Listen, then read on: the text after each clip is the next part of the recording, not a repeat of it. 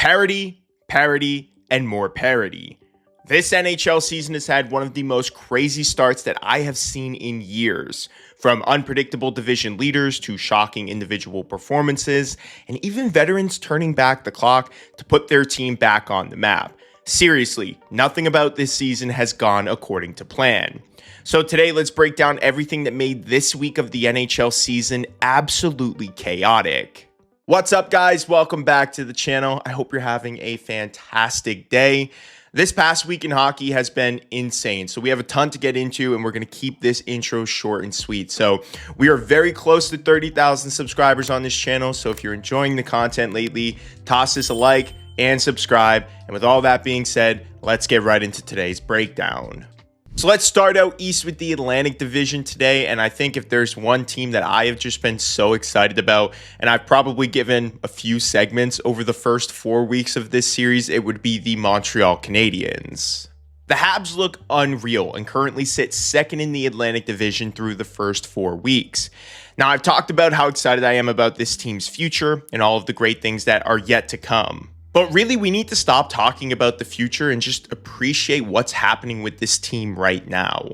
Through their first 11 games, the Canadiens are 8-3-0. They currently sit 6th in goals for per game at 3.64 and have the 7th best power play, clicking at a 28.1% success rate.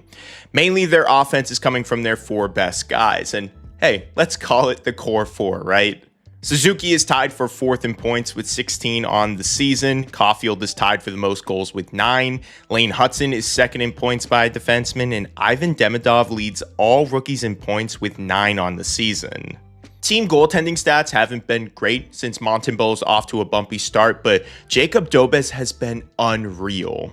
Through 6 starts for goalies who have played 5 or more games, Dobes has a .930 save percentage, which is 3rd in the league, and a 1.97 goals against average, ranking 4th in the league.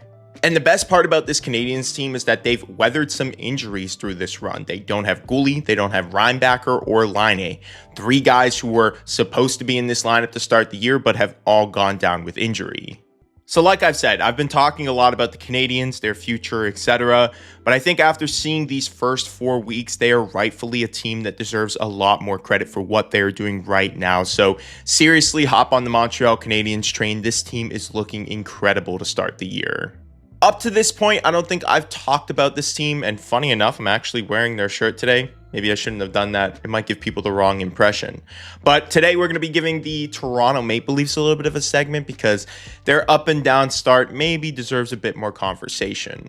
Now, I wanted to give Toronto a little bit of time since they lost Mitch Marner. I wanted to see how they would look without one of their top players, and here's what I've seen through the first 10 or so games.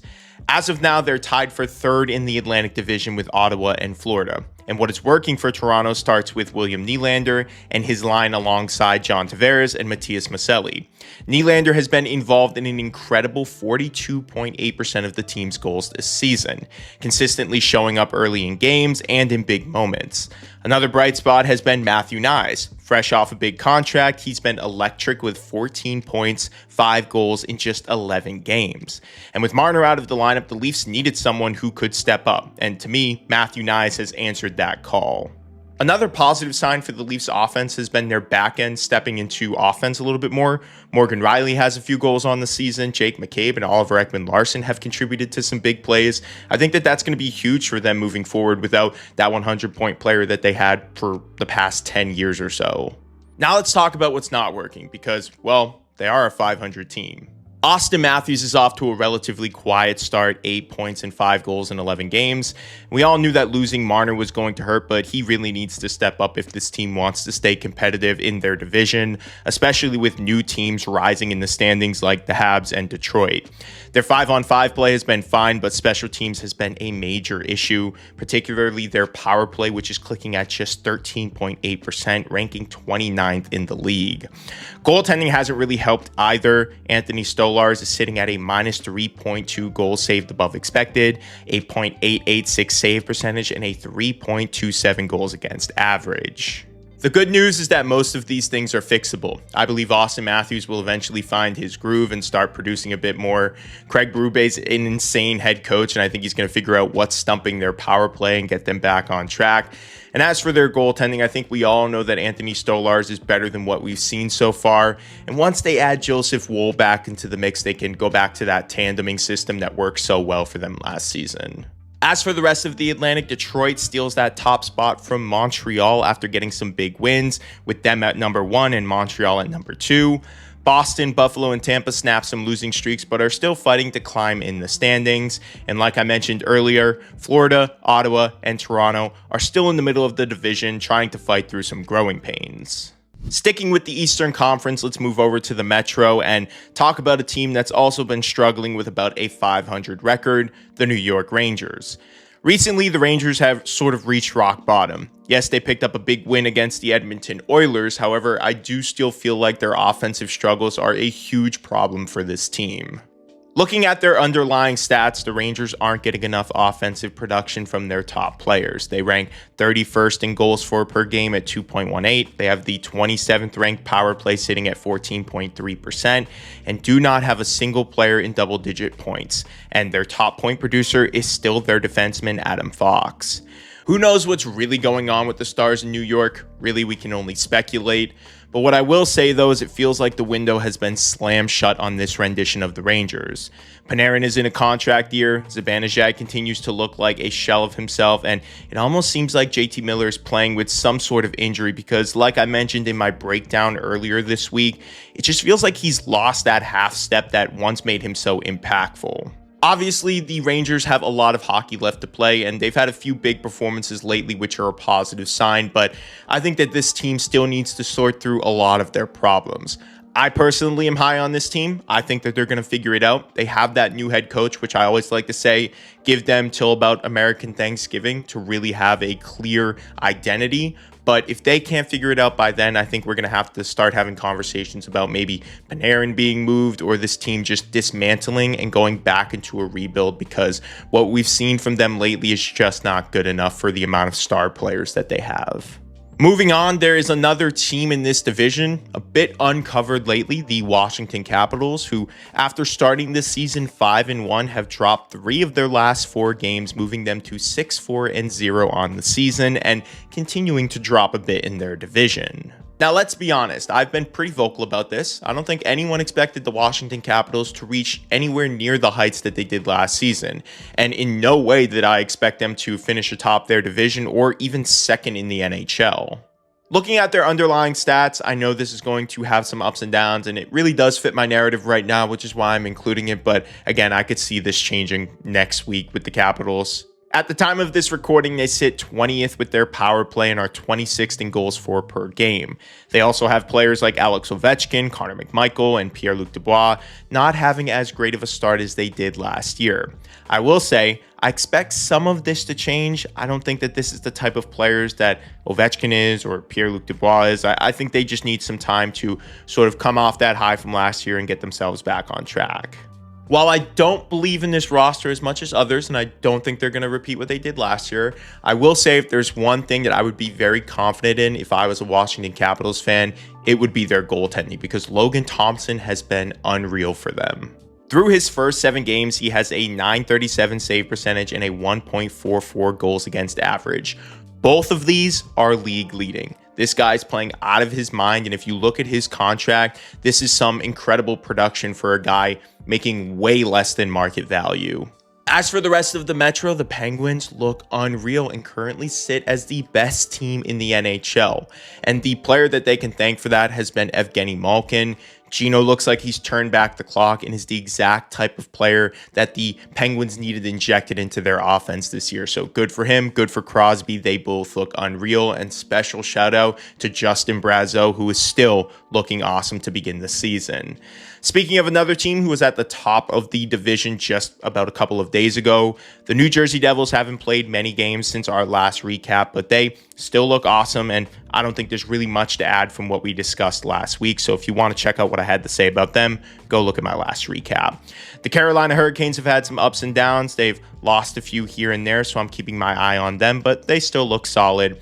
The Islanders' ethical tanking continues after healthy scratching Matt Barzal. Good for them. Every player should be treated equally. The Flyers are surprisingly staying competitive, and that's a good sign. Trevor Zegras still looks unreal. And lastly, the Columbus Blue Jackets have regained some tractions, and for the most part, I've been loving watching this division because it's been highly competitive and a lot of unpredictable things have been happening.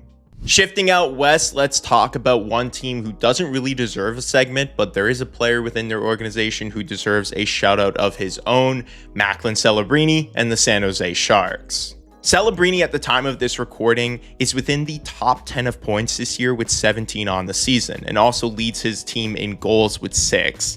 What Macklin has done for San Jose in just over a season has been unbelievable. He has turned them from being a boring last place team to still a last place team, but man oh man are they fun to watch. Like I said, my expectations for the San Jose Sharks have always been miserable for McKenna. They just don't have the players to really keep up with the other top teams in the Pacific. But what I will say is what Macklin has done in his short NHL career, from being a high-quality point producer to a spectacular two-way forward, all the way to just having an incredible personality and bringing a lot of fun to the game. I think it's truly a blessing for the San Jose Sharks, and I'm so excited to see what he, McKenna, Misa, and Smith are going to do in the future. So good for San Jose. Keep the ethical tanking up, but Macklin Celebrini, you are unbelievable. Now, I said in my last recap, if the Seattle Kraken were still top 3 in their division, that I would give them a segment in the next recap, and hey, they've stayed competitive and they currently sit 3rd in the Pacific, so let's talk about them.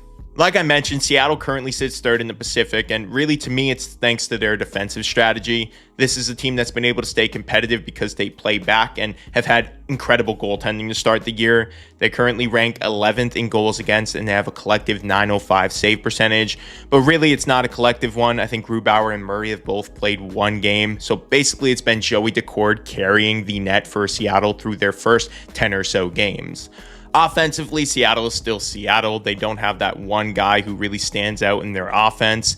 Instead, it's more of a collective effort, with the team having no players in double-digit points, but instead having 8 guys with 5 or more points. Sustainability is always going to be the biggest question mark for the Seattle Kraken. When you don't have those big name players on your lineup, the guys who can get it done as the season continues to be a grind, that's when things become complicated. I think they were hoping to have more from Matty Beniers and Shane Wright at this point, but I think focusing on your young guys, trying to give them bigger opportunities and see what you have there is ultimately going to be the name of the game for Seattle. But special shout out to Joey Daccord, special shout out to this Kraken team. I think they've had a pretty good start, and I'm excited to see what the rest of their season looks like.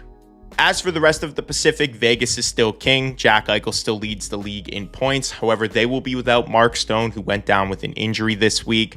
LA is winning games despite having basically league average stats in almost every category. Not sure how sustainable that's going to be for the Kings, but good on them for hanging in there. Despite going through a bit of a goal slump, Connormcdavid seems to have found his groove again, but the Oilers themselves still are struggling as they sit around 500. Finally, the Canucks and Ducks sit in the middle of the pack, and the Calgary Flames are at the very bottom of the league. But hey, at least they got a big win against the Rangers and are finally starting to look a little bit better. Moving on to our final division, the Central, let's talk about one team who is currently on a 6-game losing streak and is at the bottom of their division after being such a fun story last year, the St. Louis Blues. The Blues have been struggling to gain any sort of traction in what has been a surprisingly competitive Central this year. They currently sit at the bottom of their division with a 3-6-2 record, and their underlying stats, yeah, they're not so pretty. St. Louis currently has the worst team save percentage in the league at .840 and has the second worst goals against average at 4.40. Offensively, they haven't been terrible, ranking near the middle of the pack in both goals for per game and with their power play percentage. But when you look at their roster on paper, they should be much better in their own end.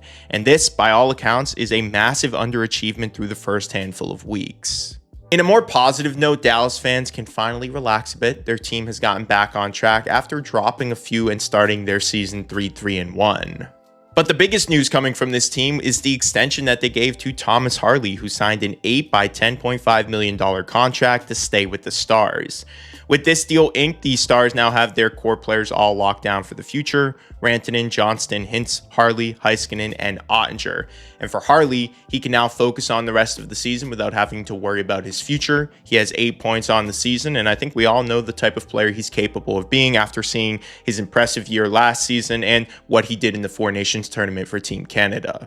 In terms of Dallas as a team, what they're doing right so far this season has mainly come from their top guys. Moose leads the way in points with Johnston and Robo right behind him.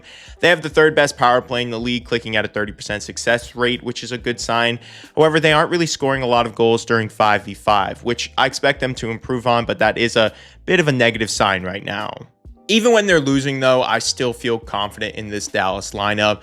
They just have such a good blend of players in their prime, veterans, young guys, and they're constantly just injecting new players like Thomas Harley into their group, who honestly really deserve that extension. I think having him and Heiskanen as your pillars in the back, it's going to be great for them moving forward. So good to see Dallas bouncing back. I'm excited to see what the rest of their season looks like. As for the rest of the Central, like I mentioned, there have been a few surprising teams. Chicago looks really good after their great showing last week. Bedsy first career hat trick, strong offensive showings. Hawks, they're a fun watch.